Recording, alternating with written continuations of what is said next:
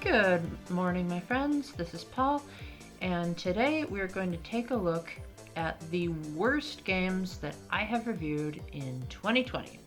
Now, keep in mind that this was a very strange year for gaming in general, as this was the year that Nintendo officially stopped making 3DS games, and so this list is going to be entirely comprised of Switch games, so actually focusing on one system for the first time in this channel's history.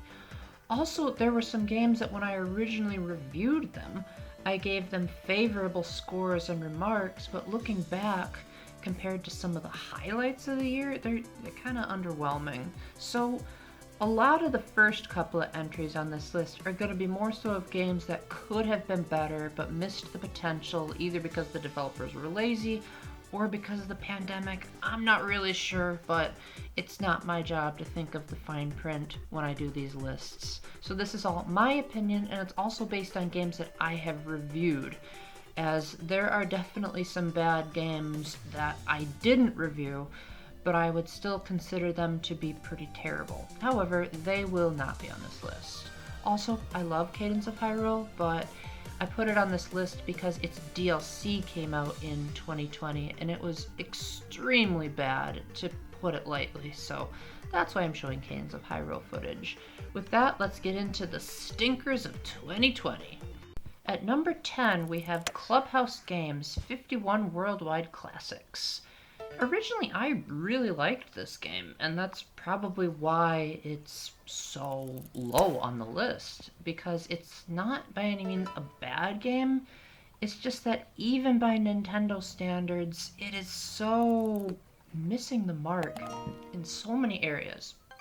Now, admittedly, I haven't played a whole lot of Nintendo's Wii series of games, but from what I've heard, that a lot of the games in this collection were actually already standalone minigames in those other collections, and even they had more personality than this. They refused to use Miis and instead just have generic toys that aren't even animated. You also can only use your profile picture, which kind of makes you feel disconnected from everything because that's also not animated. And while these games are fine from a functional level, they're not by any means broken or unplayable. But on the other hand, they also don't really have a whole lot of personality. So Clubhouse Games, it's alright. It's not a bad game, it just could have used a little bit more spice to differentiate it from the countless other board game and minigame collections available. Number 9 is Kirby Fighters 2. Again, this is not a bad game. It's just kind of underwhelming and also a little bit shallow. There are so many areas where I can just feel the laziness seeping into different areas where this could have been a grand experience. There's a story mode, but there's not really any cutscenes. It's all told to you via text. Also, the several characters that you can choose from are really just a bunch of Kirby copy abilities, and there's not really that many characters outside of the Kirby universe. Now, it's a fine, functional fighting game, and it has a nice unlockable system, but if you have Super Smash Bros. Ultimate, or really just about any Super Smash Bros. Game, this is also kind of pointless. Unless if you're a die-hard fan of Kirby, you're better off just skipping this and buying a Smash Bros. Game instead. At number 8, we have Nicole, a game that I really enjoyed playing the first time I played it, but I think a large portion of my enjoyment came from the fact that my friend Nick was doing most of the voices of the characters that weren't Nicole. And so it kind of created an artificial enjoyment. While I liked the story, and I also consider Nicole to be the best new protagonist of 2020, that's not how the game was originally intended to be. It was supposed to be a romance and college simulator. And when you turn on the simulation aspects, that's when Nicole just starts feeling really boring and drawn out. The dialogue keeps repeating itself over and over again, and a lot of time it's not really clear what stats you have to raise in order to make sure that you can get the good ending. So overall, the way the game was intended to be played is actually the worst part of the game itself, But if you turn on just the visual novel aspect, there's hardly any gameplay at all. So either terrible gameplay or just a somewhat alright story with a great protagonist. Take your pick. Number 7 is the Super Mario 3D All-Stars version of Super Mario Sunshine. Now you might think that this is an unfair pick to put on the worst games of 2020 list when this is a 2002 game.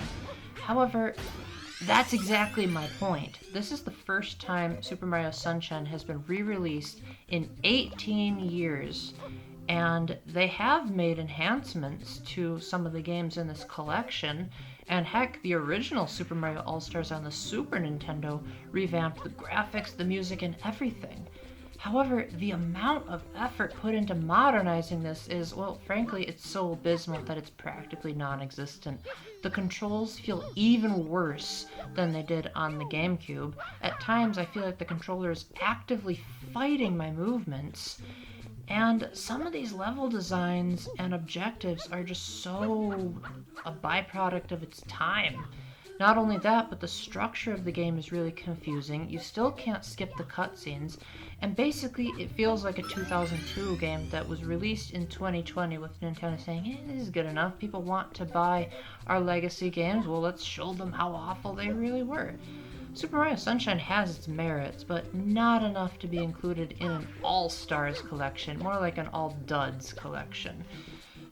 I don't hate the collection as a whole. I still don't regret spending $60 for it, especially for the Mario Galaxy soundtrack alone, but this game definitely could have used more of a coat of paint. No pun intended.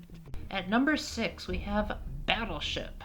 We're starting to get into the downright bad games as opposed to the disappointing ones.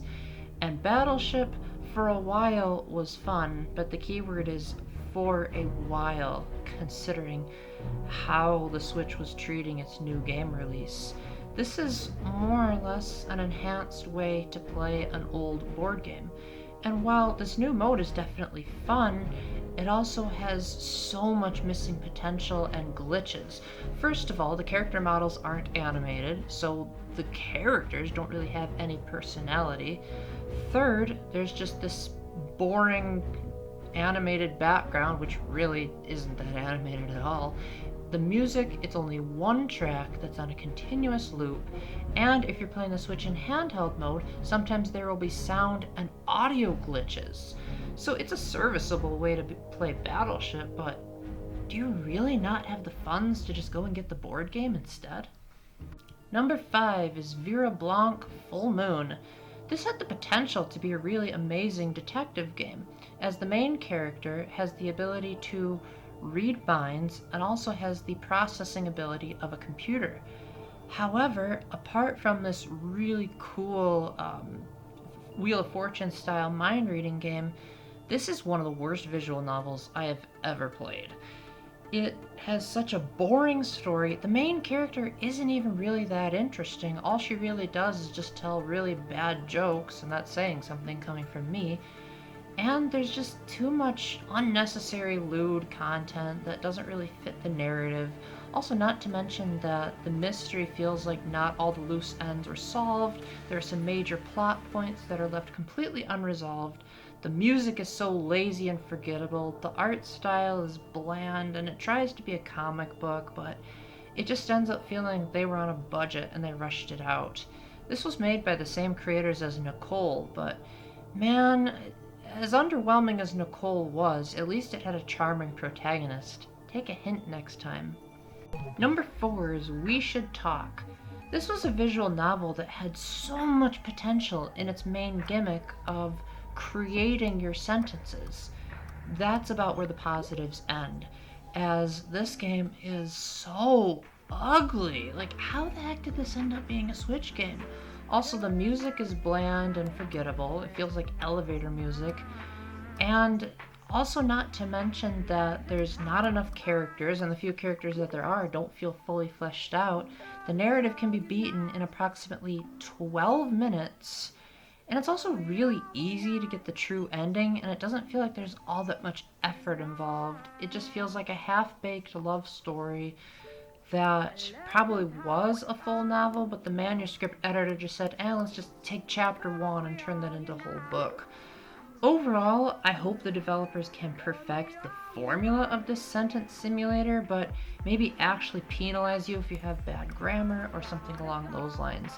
For the time being, this is the kind of game that doesn't really feel like it works as a game, maybe more of a novel, but even then, this is a major snooze fest. Number 3 is Disney Classic Games, Aladdin and the Lion King. I didn't review the Lion King portion of it because that game is so frustrating that I couldn't even get past level 2. It was the epitome of 90s, we forgot that we're not in an arcade anymore level design. However, I actually beat Aladdin and I still didn't like the game that much. The graphics and music are amazing for its time, and some of the animation still holds up really well. However, the level design is so trial and error based, and besides the really cool unlockables in the museum, this is more or less a relic of its time that should have just stayed forgotten. Not only that, but I've heard that the Super Nintendo version is vastly inferior, yet we got the Sega Genesis version, so it's like, okay, I get that Nintendo and Sega were fierce rivals, but I didn't know they would choose the Sega version over the actual Nintendo version. Either way, this is a stupidly hard game that only deserves to be remembered in terms of the museum, but not as a full re-release in 2020. Number 2 is Arcade Archives vs. Balloon Fight. I thought I was in for a spectacular time, as I'm a really big fan of the original Balloon Fight on the NES. However, this arcade version is inferior in just about every way, and was actually the first 2020 game I reviewed, and I should have known it would end up being on the worst games list from the moment that it started reminding me about my cell phone plan from a company that didn't even exist, to some of the crashes, and from the sound effects and music being so awful that I actually didn't even have sound when I recorded this. Overall, the controls feel too finicky, and I guess it just doesn't know how to be a proper NES game, and instead just fails as an arcade game. Number 1. Why am I saying that with a celebratory voice? Number 1 is Jump Rope Challenge, the game that pretty much epitomizes the terrible year that we've had. Now, I've tried really hard to avoid overtly mentioning COVID in most of my videos, because at the time that I started reviewing these games, I was like, okay, this is an over-talked about pandemic, and we need to just, okay, I get that it's terrible, but we need to stop mentioning it in every single sentence. However, Jump Rope Challenge really tells you how lazy and complacent we've gotten, to the point where Nintendo, Japan's richest company, can pump out this free game where all you do is swirl the Joy-Cons in a circle, and somehow that's better than getting an actual jump rope or just mimicking the motion with your hands. Half the time the Joy-Cons don't even read your motions accurately. I was able to capture this footage without even jumping. I just twirled the Joy-Cons randomly, and all you do is just watch this stupid rabbit jump over a rope over and over again, and it just feels like, okay, come on, if this were any other year and any other company put this out, no one would have given a hoot. They would have said this was a terrible piece of shovelware, but it's Nintendo, we should give them a pass. Well, sorry, but no. This is the laziest, most stupidest excuse of a free game I have ever seen. And if you're thinking, well, Paul, it's free, so don't be so harsh on it, Deltarune Chapter 1 was also free, and it was made by one guy, and it was better than this in every single way. So why couldn't Nintendo take a hint from Toby Fox and made a game that's actually quality? Maybe if there were jump rope themed mini games, or maybe if there was anything else you could do besides this monotonous chore. And also the fact that they already had a jump rope challenge in Super Mario Odyssey, that even that was better than this. So they couldn't have even learned from their own namesake in one of their own first party games. Oh my gosh. If this year is nothing else, it's proven that developers are allowed to be lazy and just cash out a quick game and get away with it because we're in a pandemic. Well, sorry, but other companies were able to pump out quality releases, and this is just a slap in the face to indie developers who tried really hard to create good games despite a bad year, and Nintendo comes along and is like, hey, we're Nintendo, so people will defend us anyway. Okay, now that I'm done hyperventilating, thank you very much for watching me rant about some pretty bad games. Coming up, I'll be talking about the best games that I've reviewed in 2020. And some of you will be surprised to know that it is not The Last of Us Part 2, although I also haven't played that game. So with that, thank you very much for watching. Let me know in the comment section if there were some bad games that I reviewed that you hated, or bad games in general. And until the next time, keep the faith, stay epic, God bless, and upcoming developers, don't make a game like Jump Rope Challenge, or, well, let's just say I'll have a few choice words for you. Bye!